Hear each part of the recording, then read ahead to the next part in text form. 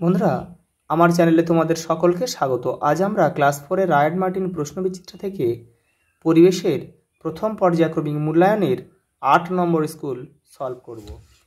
Mission primary school 8 নম্বর school. প্রথম প্রশ্ন, অপুষ্পক উদ্ভিদ কাদের বলে? দেখে নাও। এই যে অপুষ্পক উদ্ভিদ কাদের বলে? যে সকল উদ্ভিদের ফুল ও ফল হয় না তাদের অপুষ্পক উদ্ভিদ বলে, যেমন বিভিন্ন রকম পাতাবাহার গাছ। পরেরটা, গুল্ম কাদের বলে? গুল্ম কাদের বলে? আকারে ছোট স্থায়ী কাণ্ডবিশিষ্ট দীর্ঘজীবী উদ্ভিদকে গুল্ম বলে, যেমন জবা। পরেরটা, ফ্লিভার আছে এমন দুটি প্রাণীর নাম লেখো। তিমি আর ডলফিন। পরের প্রশ্ন, সন্ধিপথ প্রাণী কাদের বলে? সন্ধিপথ প্রাণী কাকে বলে?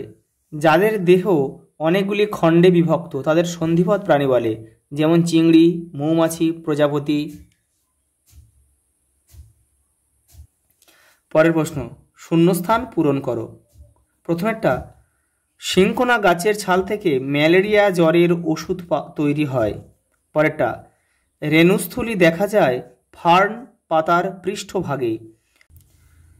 দুর্বল কাণ্ডের লতানো উদ্ভিদকে আরোহী বলে।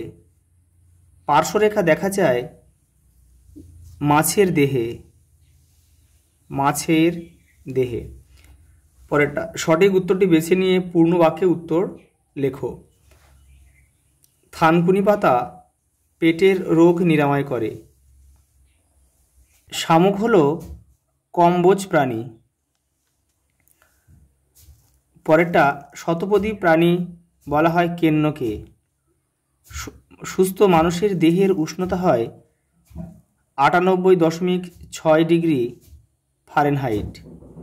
সবথেকে হালকা ধাতুর নাম হচ্ছে লিথিয়াম।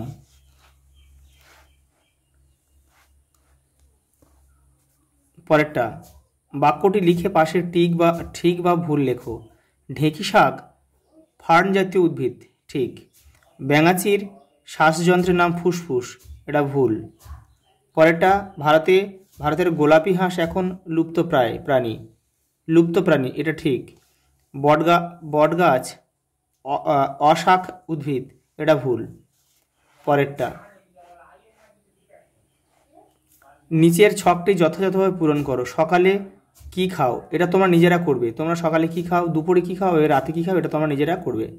আচ্ছা, এই পর্যন্ত দেখা হবে পরের ভিডিওতে।